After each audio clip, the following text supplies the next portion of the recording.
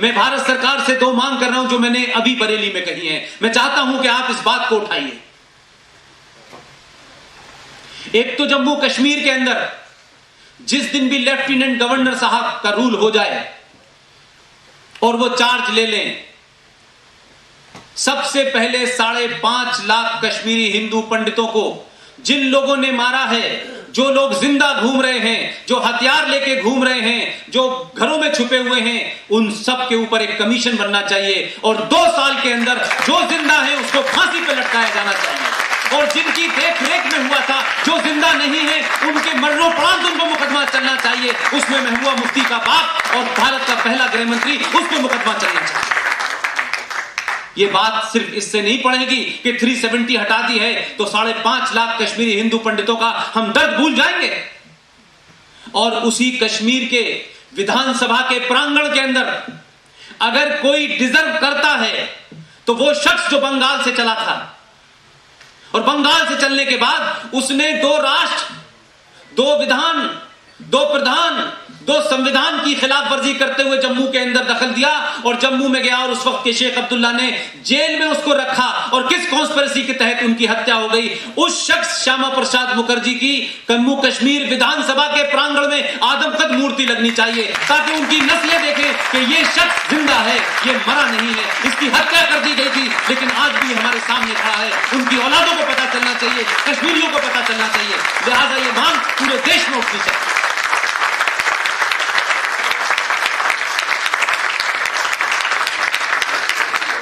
ये 2 काम इस देश को करने चाहिए, इसलिए कि जिन्होंने हमारे साथ अत्याचार किया है उनकी नस्लों को पता होना चाहिए कि तुम्हारे बाप दादा कादिल थे और जिसको तुमने मारा वो आज जिंदा तुम्हारे सामने खड़ा हुआ है।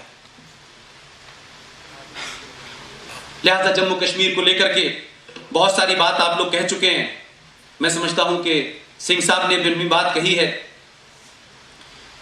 उसमें कोई बहुत बड़ी बात नहीं है। आज 5 सितंबर है। मैं चाणक्य को बहुत पढ़ता रहता हूं। मैं मानता हूं कि आप लोग जितने हॉल में बैठे हैं, आप अगर 1% भी मुझ पे विश्वास करते हैं तो आप अपने कोर्स की किताब जो पढ़नी है पढ़िए, क्योंकि उसमें मेरा कोई दखल नहीं है। लेकिन कुछ किताबों को जरूर पढ़िए। अच्छे लोगों ने लिखी हैं, अच्छी किताबें लिखी हैं, वो किसी आइडियोलॉजी से ड्रिवन नहीं है। आप हर स्टेशन पे चाणक्य की एक किताब मिलती है, उसे पढ़ लें। चाणक्य आप ही का पूर्वज था, उसको पढ़ लें और सोचें कि हम वहां से चल के यहां तक कैसे आए। मैं समझता हूं कि बहुत सारी चीजें, संकट दूर हो जाएगा। टीचर्स डे है। जिस देश में अध्यापक, पत्रकार, डॉक्टर अगर बेईमान हो जाए और नौकरी करने लगे, उस देश का भविष्य हमेशा खतरे में होता है। क्योंकि मैं मानता हूं कि टीचर्स और अध्यापकों की गोद में प्रलय भी खेलती है और निर्माण भी खेलता है।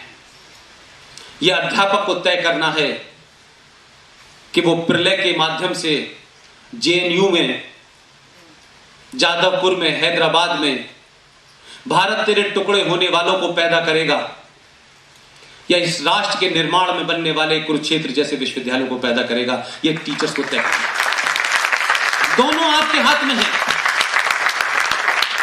शिक्षक मां बाप से भी ज्यादा क्लोज होता है। आपकी कही हुई बात उस बच्चे के दिमाग में जब ही जाती है जब वो आपको देख करके कहता है कि ये मेरा टीचर है, इसके ऊपर उंगली नहीं उठाई जा सकती। ये 24 कैरेट का खरा हुआ आदमी है। और ये तीनों प्रोफेशन जो मैंने बताए हैं, चाहे वो पत्रकारिता हो, चाहे वो अध्यापक का काम हो, चाहे वो डॉक्टर का काम हो, ये पेशा नहीं है, ये मिशन है। जिसने भी इन पेशों को पेशा बनाया है, इन मिशनों को, वो दलाल हो गए हैं, वो नहीं रहे हैं। तीनों जगह यही स्थिति है।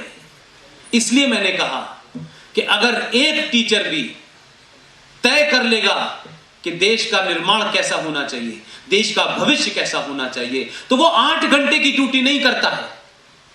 हम मानते हैं कि बहुत सारी चीजें समय के साथ बदली हैं, लेकिन सूरज आज भी वहीं से निकल रहा है जहां से करोड़ों साल पहले निकलता था। ऐसा नहीं है कि गेहूं बोने के बाद मक्का निकलने लगी है, ऐसा अभी भी नहीं है। तो जिस बात का जिक्र कर रहे थे कि जिस धर्म को आप मानते हैं, जिस पूजा पद्धति को आप मानते हैं, उसमें आपका कुछ नहीं है। आप उस पूरी कायनात, उस पूरे ब्रह्मांड में जितनी चीजें हैं, उसमें आप एक हिस्सा मात्र हैं। आपकी संस्कृति यह कहती है कि आप इसके हिस्से हैं, इस प्रकृति के, लेकिन उनकी संस्कृति कहती है कि जो कुछ भी इस कायनात में है वो सिर्फ मैंने तुम्हारे लिए बनाया है। दोनों में फर्क है।